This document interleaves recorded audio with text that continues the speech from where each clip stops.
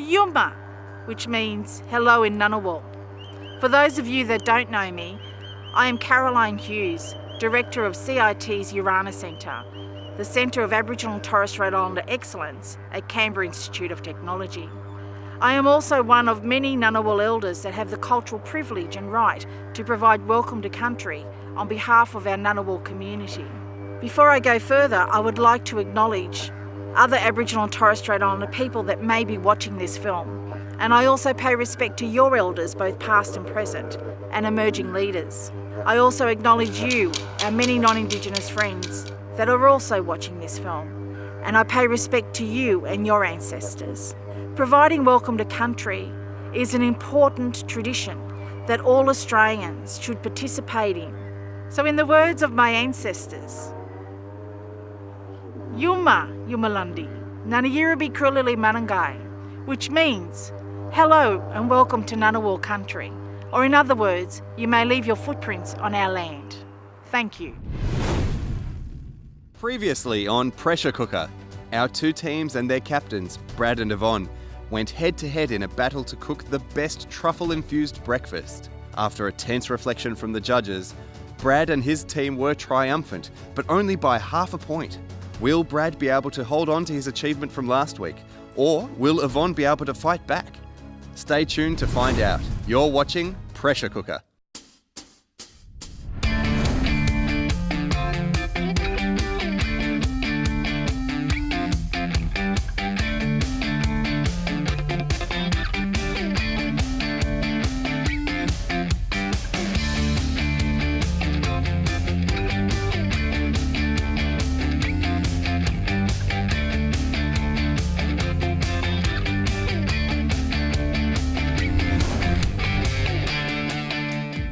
Welcome back to Pressure Cooker. Last episode we saw Brad's team narrowly edge out Yvonne by half a point, the narrowest of margins. But as Yvonne knows, it's not about how you fall off, it's how you get back up, dust yourself off and get right on with cooking that horse. Brad. How are you, Chris? Good, welcome back. Thank you. You're not resting on your laurels, are you? No, not at all. Back for more victory? Oh, let's see what happens today. What's the strategy? Again, just commitment, teamwork, and we'll see what happens. Commitment, teamwork, and see what happens. Well, it's not just up to you, unfortunately. Yvonne, welcome back, challenging Brad again. You must have been heartbroken after last episode. It was disappointing to lose, but that's all right. Back again, beating this week. How are you going to get that extra point? I'll just be better. Just be better.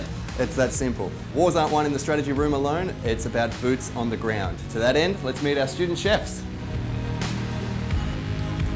Team Yvonne, you must have been very disappointed after last episode. A bit disappointed, yeah. It was very close. How are you going to get the edge today? Doing better? Do better. Do better, right. It's the mantra. It's up on the board, do better. It's in your head every night. Team Brad, do the same. Is that your mantra? Yeah, do the same. Do the Teamwork, same. communication, yeah. Yeah, and find out the weakness that we had before and just get it through. Yes, find the weakness, get it through. Crush them from memory, that was your interest? Yeah, right. Well, the words are certainly heating up here in the studio, but let's go to where the heat really counts, the kitchen. Off with you and good luck. It's time for us to meet our expert panel. Let's meet this week's industry chef, Jonan McDonald. My name is Jonan McDonald. I'm the executive chef of Akiba, Kokomo's and Sage in Canberra. So Akiba is modern Asian cuisine. It's not specifically Japanese or one type of cuisine. It's what I like about Asian food and my interpretation of modern Asian dishes. I always knew I wanted to be a chef. My sister found a school book from when I was like 5 years old, asking what I wanted to be when I grew up, and I'd written chef, and so I just must have known all my life. I moved over to Australia by myself when I was 15 and moved to Sydney and just started my apprenticeship within 2 days of arriving. Learning every day, like just being exposed to a world that I'd never seen before. It was amazing. I moved to Canberra 4 years ago to open Akiba. The experience is absolutely amazing. Got to design the kitchen, design the plates with a potter, work with hospitality professionals, and just really get an opportunity to do my own food. I haven't done judging or anything like that before, so it was interesting. Good insight into, I guess, what the young people are getting to learn these days, and see what they're producing. The potential is huge. You can go all around the world in this industry. If you've got the right attitude, then you can go places, you can do anything. Let's catch up with our team captains as they head to the region farmers market, where they choose the ingredient they're going to cook with, without knowing what the theme is. Here, our captains choose their key ingredient, as well as any other ingredients they want to cook with. And of course, we give thanks to all our sponsors at the market who make it possible for CIT student chefs to pull together amazing dishes and also make pressure cooker possible. And it looks like they've settled on ricotta cheese, a good choice, and we thank Tilba Real Dairy for providing this week's key ingredient. We all look forward to seeing how they incorporate it into their dishes this week. Now that our team captains have found the ingredient for this week, let's see what the theme is. And the theme for this week is vegetarian. And now, let's check in with our contestants. All right, guys, we've got the ricotta, so we're going to make some tortellinis. You know what shape to make? Like Medusa's belly button. That's the shape, that's the shape. Medusa's belly button. So we'll put a bit of lemon, a bit of nutmeg, maybe a little bit of marjoram in the mix, and some parmesan just to add a little bit of flavour, okay? And then with the other things, we've got some dates here, so we're going to make some raw food. We'll make some pastry, some dates and some nuts. And then into the little rings we've got, where did they go? Little rings, we'll swish that in, flavour it with a bit of cocoa powder, and then we'll make like a curd with the avocados, lemon and lime. Yeah, some strawberries. And then the last thing, we'll make some pastillas. So eggplant, chickpeas into little Moroccan pies. So it's a little bit sweet and savoury. It's got crunchy nuts on top. And then cinnamon, ice and sugar, and we'll finish it with a parsley salad. Sweet on top. Yeah, sour, well, yeah. And then the pomegranate molasses is sweet and sour. And again, we'll put a little vanilla ricotta in the salad, a little parsley salad. All right, ready to go? Ready to go? Absolutely. Let's do this. Cool. So guys, secret ingredient today, ricotta. Good. What are we going to do? I'm thinking gnocchi, Pumpkin. pumpkin. Pumpkin Beautiful. ricotta, yeah. Deep fried kale, Yeah. mix together, put it all together. Nice, yeah. Shaved parmesan, sage butter. Some cream for sauce Just to a make little it bit of saucy. cream, put a little bit Yeah. of sauce, cream. Yep, beautiful. Nice. Also too, when I was at the markets on Saturday, alpine nuts, beautiful yes. walnuts.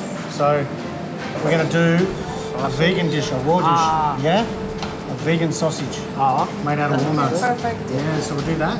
So we'll make it set in the fridge for a while, then Set serve. it, Nice. cut it, serve with a little bit of lettuce, some apple, combination of things, really nice flavour.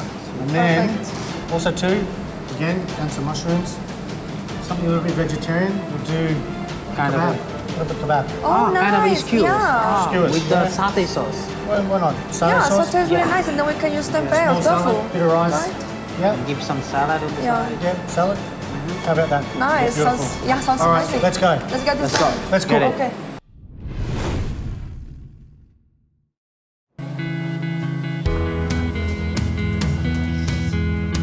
Ricotta is absolutely magnificent product. It's very mild in flavour, so you can add anything to it, make it a sweet, make it a savoury.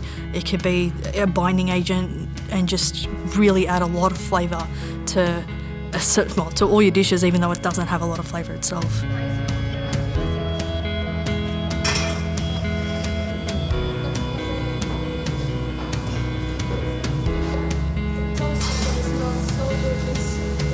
From where I come from, ricotta is one of the main ingredients. There's a lot of dishes that we can make from ricotta.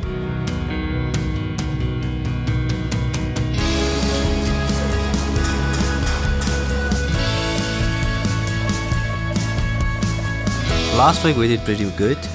And yeah, there were some weaknesses that we had encountered on our last time. So today, all we are trying to do is to eliminate those weaknesses and give our best shot.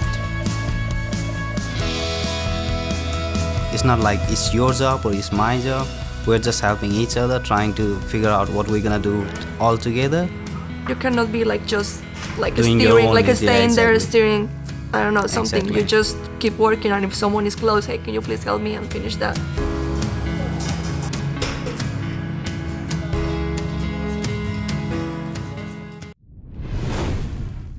On Yvonne's team, we have Claudio. Hi, my name is Claudio. I'm 32 years old and I come from Italy.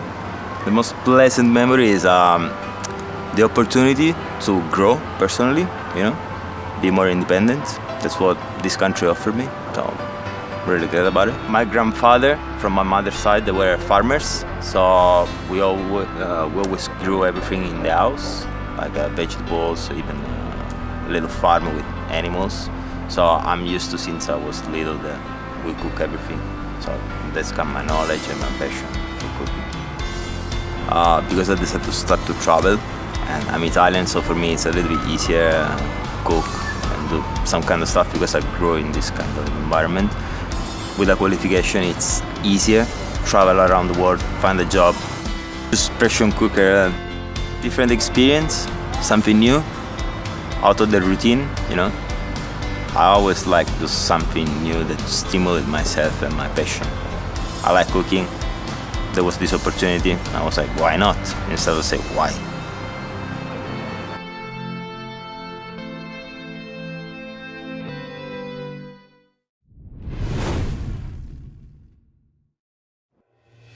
We are now halfway through the cook. Let's see if our teams are keeping up with the pressure.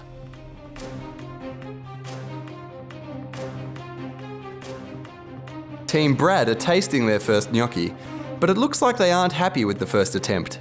The roasted pumpkin added more moisture, and I was so worried that the dough was going to taste a lot to flour, and I had to add more and more and more, and then I had to ask Brad, I think this is gonna taste to flour, like I'm just worried about this dough, and then I had to make 2 different doughs. Let's hope they don't overwork it. Team Yvonne are making the cases for their tortellinis. We didn't have enough time to rest the dough, so I had to change it and make it in another way.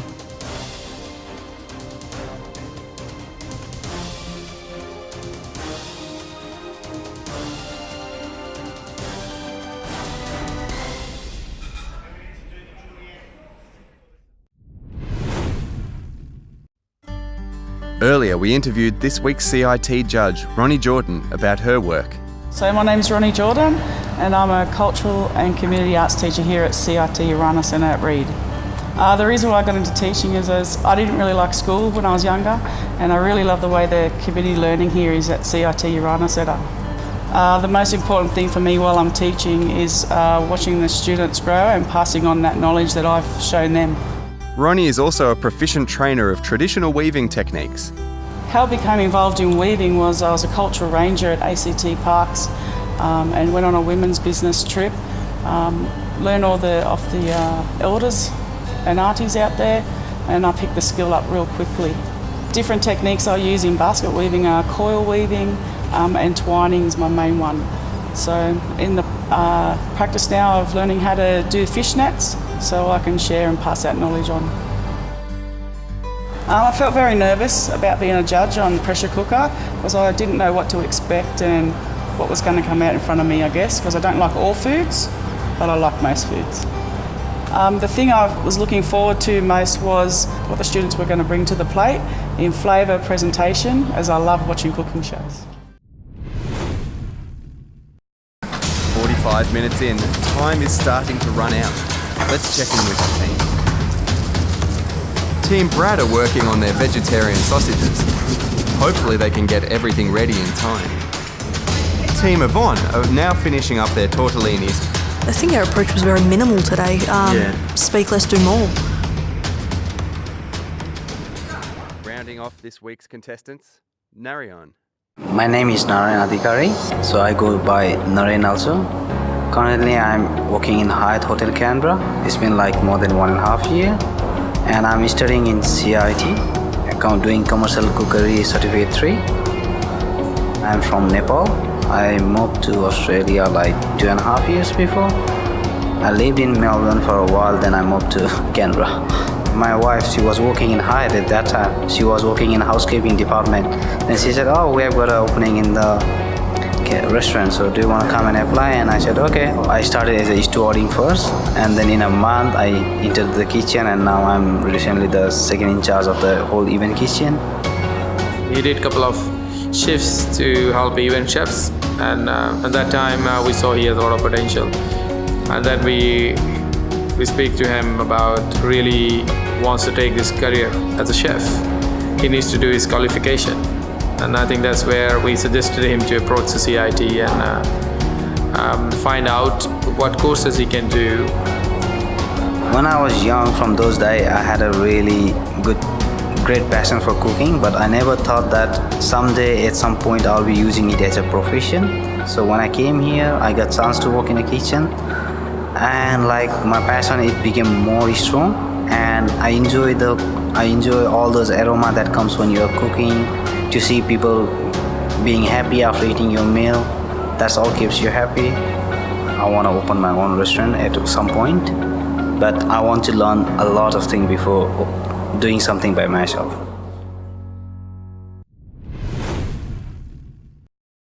The teams are close to the finish line with only minutes left. They need to get their dishes on the plate before time runs out.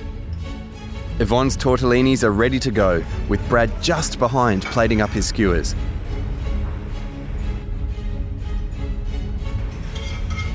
You know, we got there in the end and put up our dishes, and, you know, we were proud of what we put up. We put our heart into it. We did what we came here to do.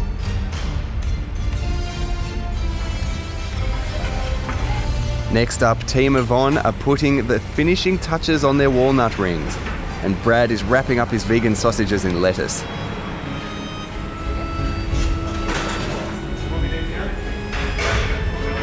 The final dish now. Will Team Brad's pumpkin gnocchi be enough to maintain his lead? Or will Team Yvonne bring it back with her eggplant pastries? And their time is up. Well, time is up for us, and the cooking, hopefully, is done. Let's see how the teams went and get the judging underway. First team up for judgment is Team Yvonne. With their first dish, the judges overall enjoyed the taste and smell, but needed more pesto. I think for a first dish, it's pretty tasty. And now on to Team Brad, with their first dish coming in strong. With a good balance of flavours, the scores are neck and neck. For Team Yvonne's second dish, confusion was up in the air. How will this affect their final score? On to Team Brad's second dish. Uh-oh, the judges are confused and unsure. It's really dry. And for Yvonne's last dish, with everything working well together and a nice balance of spices, Team Yvonne have regained some points after the last meal. That's 10 times better than what we've just... And the final dish of the episode is Team Brad's pumpkin gnocchi. After some disappointment with the crisps not having enough crunch, will the gnocchi be enough to save Brad? Let's find out. Well, there are certainly perks to being a judge, getting to eat all that food, but critically, what did they think? How did our contestants go? Well, I think overall they did all right. There was a few things that they possibly could have improved on, though. Yeah. I think we all agree that there was clearly a dish that stood out. Yeah, there was definitely a standout dish. There's highs and lows to both teams there. Ronnie, what were your thoughts? Yeah, I totally agree. One standout dish, and some of the dishes we got a bit confused with too, so what was in them and what they're supposed to taste like. Interesting. Well, it's intense in here at the moment. Let's bring in the chefs. Brad, how do you feel you went today? Okay. Okay? Yeah, just... How's everything operating in the kitchen for you two?